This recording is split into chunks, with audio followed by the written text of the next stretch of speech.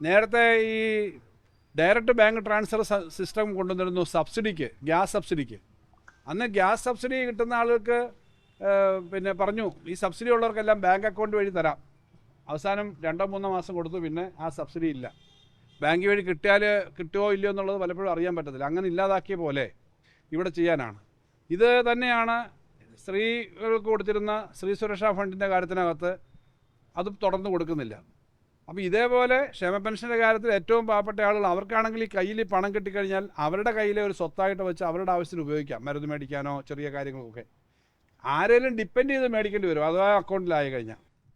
കേരള സർക്കാരിൻ്റെ ക്ഷേമ പെൻഷൻ തടസ്സപ്പെടുത്തുന്ന പുതിയ ഓർഡർ കേരളത്തിലെ ലക്ഷക്കണക്കിന് ക്ഷേമ പെൻഷൻ മേടിക്കുന്ന സാധാരണക്കാരുടെ ജീവിതത്തെ ബാധിക്കുന്നതാണ്. അപ്പോൾ അതുകൊണ്ട് അടിയന്തരമായി അത് തിരുത്തണമെന്ന് ഞങ്ങൾ അഭ്യർത്ഥിക്കുകയാണ്. കേരളത്തിൽ 62 ലക്ഷം പേരാണ് ക്ഷേമ പെൻഷൻ്റെ പൊതുവായ നമ്മുടെ ലിസ്റ്റുള്ളത്. ആ 62 ലക്ഷം പേര് ക്ഷേമ പെൻഷൻ, പല ഇനത്തിലുള്ള ക്ഷേമ പെൻഷനുകൾ മേടിക്കുന്നതിൽ 25 ലക്ഷത്തിലധികം ആളുകൾ ബാങ്ക് വഴിയുള്ള ഡയറക്റ്റ് ബാങ്ക് ട്രാൻസ്ഫർ ഓപ്റ്റ് ചെയ്തതാണ്. പകുതിയോളം ആളുകൾ ബാങ്കിലെ ട്രാൻസ്ഫർ ഓപ്റ്റ് ചെയ്തവരാണ്. അവരുടെ തന്നെ അഭിപ്രായം സ്വീകരിച്ച് അതുവഴി അവർ കൊടുക്കുന്നതാണ്. ബാക്കിയുള്ള ആളുകൾ നേരിട്ട് ഈ ക്ഷേമ പെൻഷൻ വീടുകളിൽ കൊണ്ടെത്തിച്ച് മേടിക്കുന്നവരാണ്. അതിനകത്ത് കിടപ്പ് രോഗികൾക്ക് മാത്രമേ ഇപ്പോൾ കൊടുക്കൂ എന്ന് പറഞ്ഞാൽ മഹാഭൂരിപക്ഷം ക്ഷേമ പെൻഷൻ മേടിക്കുന്ന വളരെ സാധാരണക്കാരായ പ്രായമുള്ള ബാങ്കുകളിലേക്കൊന്നും പോയി ഇത് കളക്ട് ചെയ്യാൻ പറ്റാത്ത ആളുകളെ ബാധിക്കും. അപ്പോൾ ഇതുവഴി ഗവൺമെൻറ് ഉദ്ദേശിക്കുന്നത് ഇവർക്ക് കൊടുക്കാതിരിക്കുമ്പോൾ, അല്ലെങ്കിൽ ഇവരെല്ലാം ബാങ്കിലേക്കുള്ള അക്കൗണ്ടൊക്കെ ആയി വരണമെന്ന് പറഞ്ഞു കഴിഞ്ഞാൽ അടുത്ത കുറേ മാസക്കാലത്തേക്ക് ഈ ക്ഷേമ പെൻഷൻ ആകെ തടസ്സപ്പെടും. ഇപ്പോഴും നിർത്തും, കുറച്ച് കാലത്തേക്ക് തടസ്സപ്പെടും. ക്ഷേമ പെൻഷൻ പിന്നെ കിട്ടാതെ കുറേ ആളുകൾക്ക് പോകും. അപ്പോൾ അതുകൊണ്ട് തന്നെ ഈ ക്ഷേമ പെൻഷന് തടസ്സം ഉണ്ടാക്കാൻ വേണ്ടി മാത്രമേ ഈ ഉത്തരവ് സഹായകരമാവത്തുള്ളൂ.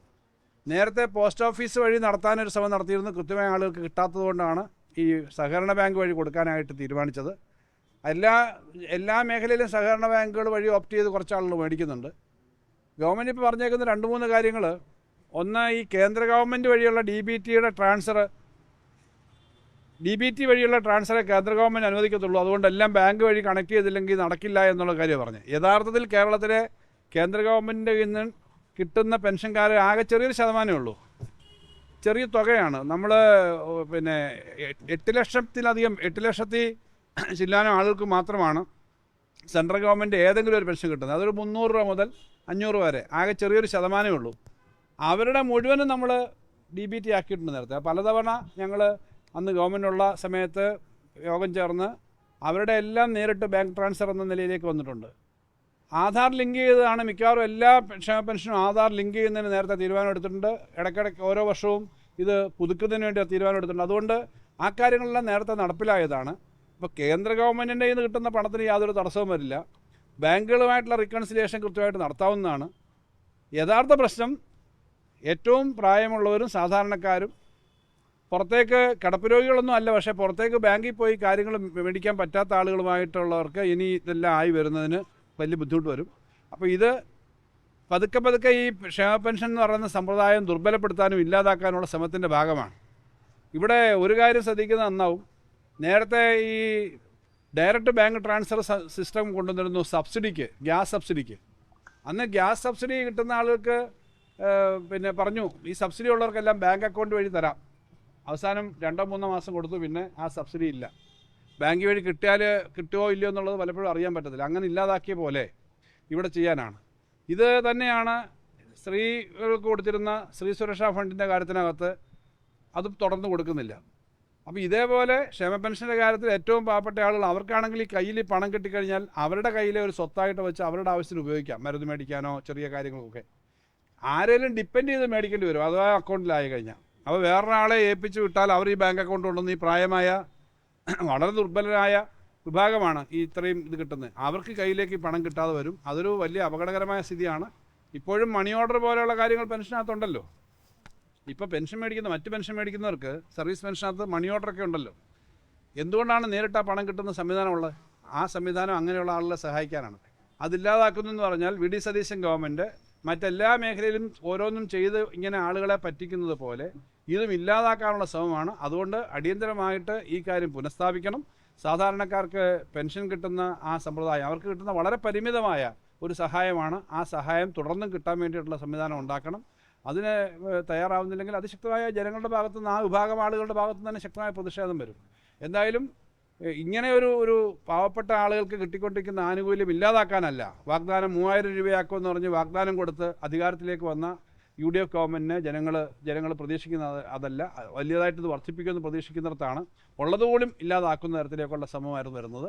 അതിനെ ശക്തമായിട്ട് അതിനകത്ത് പ്രതിഷേധം അറിയിക്കുകയാണ്. അടിയന്തരമായിട്ട് അത് തിരുത്തും എന്ന് ഞങ്ങൾ ആഗ്രഹിക്കുകയാണ്, തിരുത്തണമെന്ന് അഭ്യർത്ഥിക്കുകയാണ്. കൊടുക്കുന്നതിൽ ക്രമക്കേടുകൾ നടക്കുന്നുണ്ട്, പലതും കൊടുക്കാത്ത പൈസ തിരിച്ചടയ്ക്കുന്നില്ല, കണക്കുകൾ കൃത്യമാക്കി ക്രമക്കേട് തടയാനാണ് ഡയറക്റ്റ് കൊടുക്കുന്നതെന്നാണ് മനസ്സിലാക്കുന്നത്. ക്രമക്കേട് തടയാൻ വേണ്ടി ഇത് ഈ എലിയെ പേടി ചില്ലം ചുടുക എന്ന് പറയുന്നൊരു ഒരു പഴഞ്ചൊല്ലുണ്ടല്ലോ, അതിങ്ങനെയുള്ള ആളുകളെ പറ്റിയാണ്. അങ്ങനെ ക്രമക്കേടുണ്ടെങ്കിൽ ക്രമക്കേട് കണ്ടുപിടിക്കാമല്ലോ. വളരെ ചെറിയ ഒറ്റപ്പെട്ട ചില ക്രമക്കേടുകൾ എവിടെയെങ്കിലും ഉണ്ടായി എന്നിരിക്കട്ടെ, അത്തരം ക്രമക്കേടുകൾ ഇല്ലാതാക്കാൻ വേണ്ടി ശക്തമായ നിലപാടെടുക്കണം. കാരണം ഇത് റിക്കൺസൈൽ ചെയ്യണം, ബാങ്കുമായിട്ടുള്ള റിക്കൺസിലിയേഷൻ ഉണ്ട്, കൃത്യമായി ഇത്ര ദിവസം കണക്ക് കൊടുക്കണം, അതൊക്കെ ഉണ്ട്. ചിലപ്പോൾ അതിനകത്ത് പോരായ്മ വരുന്ന സ്ഥാപനങ്ങളുണ്ടെങ്കിൽ ആ സ്ഥാപനങ്ങളുടെ നിന്ന് അത് കിട്ടാനുള്ള നടപടിക്രമങ്ങൾ സ്വീകരിക്കണം. പക്ഷേ അതിന് പകരം സമ്പദം ഇല്ലാതാക്കാൻ ശ്രമിച്ചാലോ? ബാങ്കുകളിലും ഇതേ ക്രമക്കേട് ചിലപ്പോൾ വരാമല്ലോ. ഇപ്പോൾ മരിച്ചുപോയ ആളുകളുടെ അക്കൗണ്ടിലേക്ക് പണം വന്ന് വീഴുന്ന അനുഭവം ഉണ്ടല്ലോ, അത് ചിലപ്പോൾ റിപ്പോർട്ട് ചെയ്യാതെ എടുക്കുന്ന സ്ഥിതി ഉണ്ടാവുമല്ലോ. ഒറ്റപ്പെട്ട ചില കേസുകൾ നമ്മുടെ ശ്രദ്ധയിൽപ്പെട്ട് ചില ആൾ മരിച്ചുപോയി, കുറച്ച് നാൾ ഈ ഇടയ്ക്ക് അവർ വീണ്ടും മസ്റ്റർ ചെയ്യുന്നില്ല, ആ പണം ആ ബാങ്ക് അക്കൗണ്ടിലേക്ക് ചെല്ലും. സാധാരണഗതിയിൽ ആ ബാങ്ക് അക്കൗണ്ടിൽ അത് റിപ്പോർട്ട് ചെയ്തിട്ട് തിരിച്ച് സർക്കാരിലേക്ക് അടയ്ക്കേണ്ടതാണ്. എന്നാൽ ഒറ്റപ്പെട്ട കേസുകളിൽ ഇത് ഈ ബാങ്ക് ATM കാർഡ് വെച്ചൊക്കെ എടുക്കുന്ന ആൾ എടുക്കത്തില്ലേ, അത് ഒറ്റപ്പെട്ട കേസുകൾ വരാം. അപ്പോൾ ഏതെങ്കിലും ഒരു സ്ഥലത്ത് ഒരു ക്രമക്കേട് നടന്നിട്ടുണ്ടെങ്കിൽ ക്രമക്കേടിന് സാധ്യതയുണ്ടെന്ന് പറഞ്ഞ് ഒരു സമ്പ്രദായം തന്നെ ഇല്ലാതാക്കുക എന്ന് പറഞ്ഞാൽ ശരിയല്ല. നിങ്ങൾ വീടുകളിൽ പോയിട്ട് കുറച്ച് ആളുകളെ കണ്ടു നോക്ക്, ഈ മേടിക്കുന്ന ആളുകൾ അവർ പലരും ഇങ്ങനെ ബാങ്കിൽ വന്ന് അക്കൗണ്ട് എടുത്ത് പോയി ചെയ്യാൻ പറ്റുന്ന പരിചയസമ്പന്നരല്ല. നല്ലൊരു ഭാഗം ആളുകളും ഈ സമ്പ്രദായങ്ങളോടൊന്നും വലിയ ബന്ധമില്ലാത്തവരാണ്. അപ്പോൾ അങ്ങനെയുള്ള ആളുകൾക്ക് കിട്ടിക്കൊണ്ടിരിക്കുന്ന ഒരു ആനുകൂല്യം ഇല്ലാതാക്കുന്ന ഒരു അവസ്ഥ വരും. അത് തെറ്റായി നേരത്തെ ഞാൻ പറഞ്ഞു, കേന്ദ്ര സർക്കാരിൻ്റെ കാര്യത്തിനകത്ത് കേന്ദ്ര സർക്കാരിൻ്റെ പണം കിട്ടാത്ത DBT പറഞ്ഞല്ലോ, ഞാൻ കൃത്യമായി പറഞ്ഞല്ലോ, 8,40,000-ലധികം ആളുകൾ കേന്ദ്ര സർക്കാരിൻ്റെ 200 രൂപയും 300 രൂപയും കിട്ടുന്നുണ്ട്. അന്നൊരിക്കൽ ഞാൻ മന്ത്രിയായിരിക്കുമ്പോൾ നിങ്ങൾ ഉന്നയിച്ചൊരു പ്രശ്നമുണ്ട്, ചില ആളുകളുടെ പണം വന്നില്ലെന്ന് പറഞ്ഞില്ലേ. കേന്ദ്ര ഗവൺമെൻറ്റിൻ്റെ പണം നേരെ DBT വഴി കിട്ടാത്തതായിരുന്നെന്ന്. അത് കേന്ദ്ര ഗവൺമെൻറ് DBT കൊടുക്കുന്ന എല്ലാം അങ്ങനെ ആക്കിയിട്ടുണ്ട്. രാഷ്ട്രീയമുണ്ട്. കാരണം ഈ ബാങ്കുകൾ ഭൂരിപക്ഷവും അല്ലെങ്കിൽ ഇടതുപക്ഷമായി ബന്ധമുള്ള ഭരണസമിതികളാണ്. അപ്പോൾ ഈ ഇടതുപക്ഷ പ്രവർത്തകരും ജനങ്ങളുമായിട്ടുള്ള ബന്ധം, അതിനുള്ള അത്തരം ഒരു തീരുമാനം രാഷ്ട്രീയം ഇതിനകത്തുണ്ടോ? അങ്ങനെ രാഷ്ട്രീയം കാണാനാണ് പോകുന്നതെങ്കിൽ അതങ്ങേറ്റ അബദ്ധമല്ലേ. കേരളത്തിലെ സഹകരണ പ്രസ്ഥാനത്തിനകത്തെല്ലാം ഇടതുപക്ഷത്തിനല്ലല്ലോ. ഇപ്പോൾ ഉദാഹരണം എടുത്താൽ പല ജില്ലകളിലും നല്ലത് ഭാഗം സ്ഥാപനങ്ങൾ പിന്നെ UDFൻ്റെ നിയന്ത്രണത്തിലുണ്ടല്ലോ. അങ്ങനെയൊക്കെ ചിലത് ചിന്തിക്കുന്നുണ്ടാവും. അദ്ദേഹം ഒരു മുഖ്യമന്ത്രി പറയാൻ പാടില്ലാത്ത തരത്തിലേക്ക് കഴിഞ്ഞ ദിവസം ഒരു ജീവനക്കാരുടെ സംഘടനാ സമ്മേളനത്തിൽ സംസാരിക്കുന്നുണ്ട്. ഒരു മുഖ്യമന്ത്രി പറയാൻ പാടില്ലാത്തതാണ്.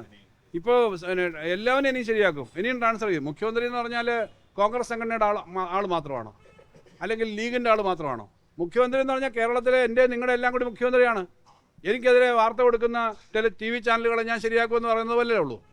TV ചാനലുകൾ സ്വതന്ത്രമായ അഭിപ്രായം പറയും, പത്രങ്ങൾ സ്വതന്ത്രമായ അഭിപ്രായം എഴുതും. ഞാൻ ഇനിയും ഇങ്ങനെ ശരിയാക്കും, എല്ലാവരെയും ഓർത്തു വെച്ചിട്ടുണ്ടെന്ന് പറയാൻ പറ്റുന്ന വാക്ക് മുഖ്യമന്ത്രി പറയാൻ കൊള്ളുന്നതാണോ? കോൺഗ്രസ് സംഘടനയുടെ ആളുകളും കോൺഗ്രസ് പ്രവർത്തകരും പോലും പറയുന്നുണ്ടല്ലോ ഒരു മുഖ്യമന്ത്രി ഇങ്ങനെ പറയാൻ പാടില്ല എന്ന്. അപ്പോൾ അങ്ങനെ രാഷ്ട്രീയം ഇതിനകത്ത് ഏത് കാര്യത്തിനും രാഷ്ട്രീയം കാണലാണോ വേണ്ടത്? അതിനകത്ത് അദ്ദേഹം ഈ കാര്യങ്ങൾക്ക് എന്താണ് അദ്ദേഹത്തിന് പറ്റിയെന്ന് എനിക്ക് മനസ്സിലാവുന്നില്ല. ഒരു നല്ല സിസ്റ്റം ഉണ്ടായിരുന്ന, വർഷങ്ങൾ വഴി നമ്മൾ ശരിയാക്കിയെടുത്തൊരു സിസ്റ്റം ഉണ്ടായിരുന്നത് ഇല്ലാതാക്കരുത്. ഇതിൻ്റെ അർത്ഥം, ഇതിന് ഫലമായിട്ട് വരുന്നത് എന്താ? ഇത് കറക്റ്റ് ചെയ്യാനായിട്ട് പോവും. 5-6 മാസക്കാലം ബാങ്ക് അക്കൗണ്ട് എടുക്കുന്നത് നോക്കിയൊക്കെ ഈ പാവങ്ങൾ പോയി ബാങ്ക് അക്കൗണ്ട് എടുക്കാത്ത സമയത്ത് അവർക്ക് പെൻഷൻ കിട്ടത്തില്ല എന്ന് പറഞ്ഞാൽ ഒരു 3-4 മാസം അല്ലെങ്കിൽ 1 വർഷമൊക്കെ ഇവർ പോയി പെൻഷന് പേപ്പർ ശരിയാക്കിയില്ല, പെൻഷൻ ഇല്ല. അപ്പോൾ ഇത്രയും പേരുടെ പെൻഷൻ കൊടുക്കാതിരിക്കാനുള്ളൊരു മാർഗ്ഗമായിട്ട് അത് സ്വീകരിക്കും. ഇപ്പം തന്നെ ബാങ്ക് അക്കൗണ്ട് എടുക്കാവുന്ന ആളുകൾ 10-25 ലക്ഷം 30 ലക്ഷത്തോളം ആളുകൾ എടുത്തിട്ടുണ്ടെന്നല്ലേ കണക്കുകൾ. ഇനി എടുക്കാമല്ലോ. അത് അങ്ങനെ എടുക്കാവുന്നവർക്ക് എടുക്കാം. ബാക്കി ഇങ്ങനെ വീട്ടിൽ കൊടുക്കണമെന്നുള്ള ആളുകളുടെ മാത്രം ഓപ്ഷൻ വെച്ചല്ലേ ഇത് കൊടുക്കുന്നത്. അതിനകത്ത് ഇൻസെൻറ്റീവ് വലിയ തുക കൊടുക്കുന്നൊരു കാര്യങ്ങൾ, വലിയ തുകയൊന്നുമല്ല, ഇൻസെൻറ്റീവ് കൊടുക്കുന്നുണ്ട്. ഇൻസെൻറ്റീവ് സാധാരണ കൊടുക്കാവുന്ന ഇൻസെൻറ്റീവ് കൊടുക്കുന്നുണ്ട്. അത് നേരത്തെ ഉണ്ടായിരുന്ന ഇൻസെൻറ്റീവ് കുറച്ചാണ് നിശ്ചയിച്ചേക്കുന്നത്.